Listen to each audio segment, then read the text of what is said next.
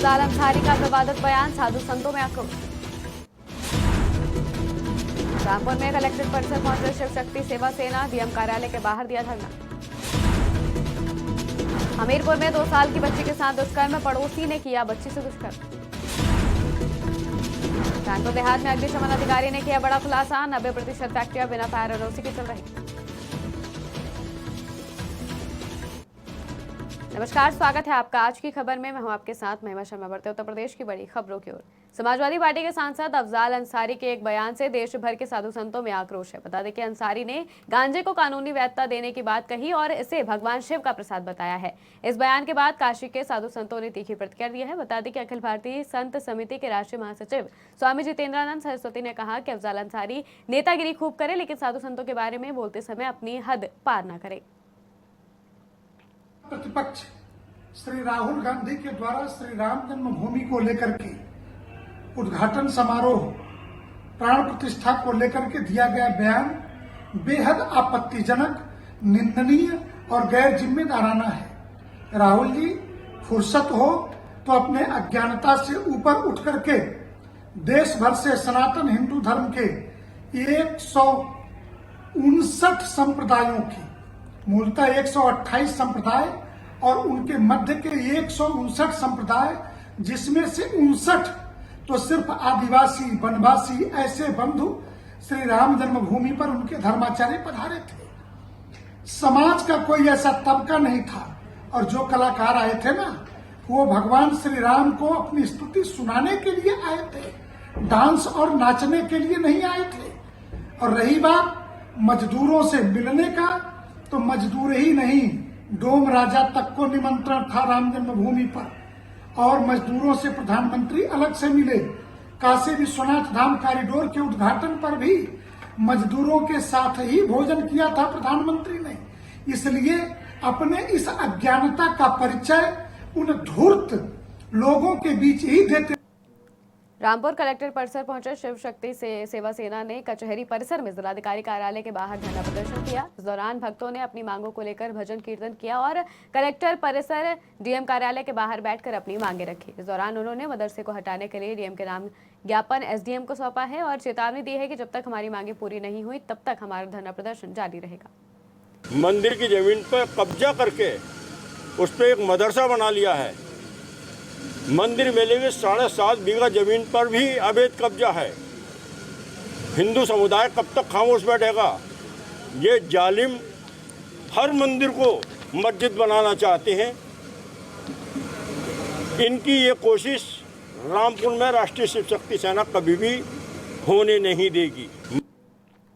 UP के हमीरपुर में घर के बाहर खेल रही 2 साल की बच्ची से पड़ोसी ने दुष्कर्म किया। घटना के वक्त मासूम की मां व परिवार के लोग फसल कटाई के लिए खेतों में गए हुए थे। बता दें कि मां जब खेत से वापस लौटी तो बच्ची को खून से लथपथ पाकर उसने होश उड़ गए। उसने तुरंत पुलिस को सूचना दी, जिसके बाद अपर पुलिस अधीक्षक ने मौके पर पहुंचकर जांच पड़ताल की और मां की तहरीर पर आरोपी के खिलाफ दुष्कर्म और पॉक्सो एक्ट का मुकदमा दर्ज कर उसे गिरफ्तार कर लिया। एक थाना जलालपुर क्षेत्र में 2 वर्षीय बालिका के साथ दुष्कर्म का प्रयास किया गया है।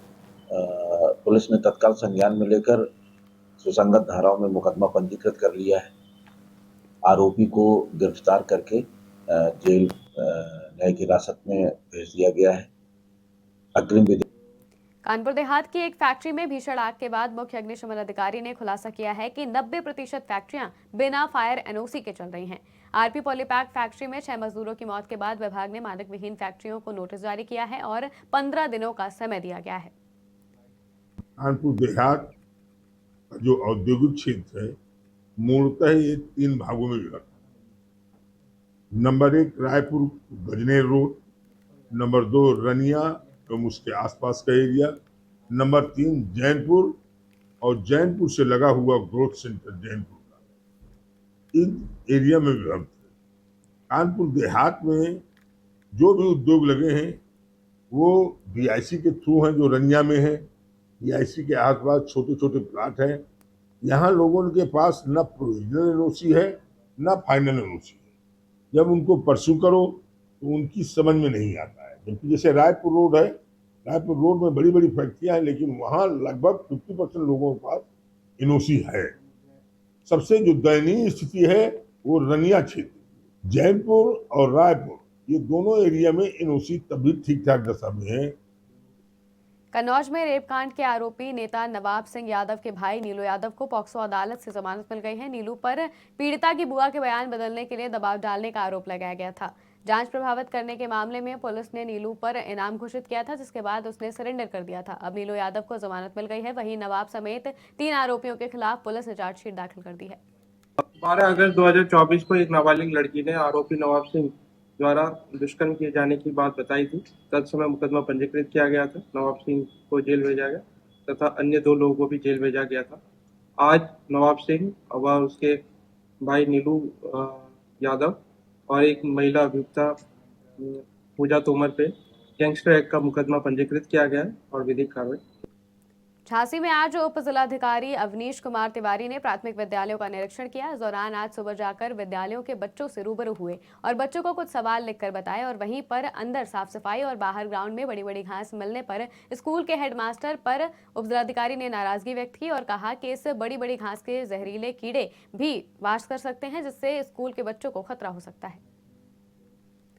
अलीगढ़ टीकाराम महाविद्यालय में बाहरी युवकों ने छात्राओं के साथ छेड़छाड़ की और वीडियो बनाया। वहीं जानकारी होने पर स्थानीय लोगों ने तीनों आरोपियों को दबोच लिया और पुलिस के हवाले कर दिया। साथ ही भाजपा की पूर्व मेयर शकुंतला भारती की सूचना दी, जिसके बाद वो थाने पहुंची और आरोपियों के खिलाफ कड़ी कार्रवाई की मांग की।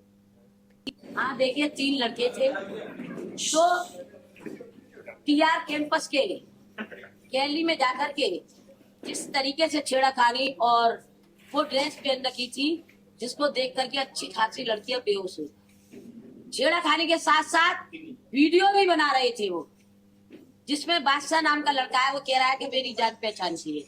ये झूठ बोलते हैं। इस तरीके से चाहे कोई भी हो XYZ, कार्रवाई होनी चाहिए तो होनी चाहिए, जेल जाना चाहिए तो जेल जाना चाहिए और जेल जाएगा वो। बरेली में एक दर्दनाक हादसा देखने को मिला है, जहां डीएम आवास के बाहर एक अज्ञात वाहन ने महिला और उसके बच्चे को टक्कर मार दी। टक्कर लगने से बच्चे की मौके पर ही मौत हो गई और महिला गंभीर रूप से घायल हो गई। बता दें कि महिला को अस्पताल में भर्ती कराया गया है, जहां उसका इलाज जारी है और सूचना पर पहुंची पुलिस जांच पड़ताल में जुटी है। रायबरेली में शिवगढ़ थाना इलाके के लालगंज मजरे बहुदा खुर्द में 2 पक्षों में विवाद के चलते मारपीट हो गई। बता दें कि मारपीट में एक तरफ से 6 और दूसरी तरफ से 8 लोग गंभीर रूप से घायल हो गए हैं, जिसमें से एक पक्ष के 3 लोगों की हालत गंभीर देखते हुए चिकित्सक ने उन्हें जिला अस्पताल के लिए रेफर कर दिया है। फिलहाल सूचना पर पहुंची पुलिस ने बताया कि दोनों पक्षों से तहरीर मिली है, मुकदमा दर्ज कर कार्रवाई की जाएगी। शर्मी जी हमारे घर पे घुसकर 10-20 लोग आके इकट्ठा मारे। सुबह अपने बच्चे को, एक 6 साल की बिटिया है, उसको सुबह सुबह हम तैयार करके स्कूल ले जा रहे थे। सर जी गाड़ी पे बिठाए थे और दयाराम और राजाराम, संदीप, प्रदीप और बहादुर, वीरेंद्र, संदीप, ये लोग आके सर हमको घर में घुस के मारे हैं। मारपीट का मामला है मेरे पास, 5 लोग चोटिल थे। जी जी। 3 को रेफर कर दिया गया है और ये लालगंज का मामला है, लखनऊ सीवर। उत्तर प्रदेश की खबरों में फिलहाल इतना ही। देश और दुनिया की तमाम खबरों के लिए देखते रहिए आज की खबर।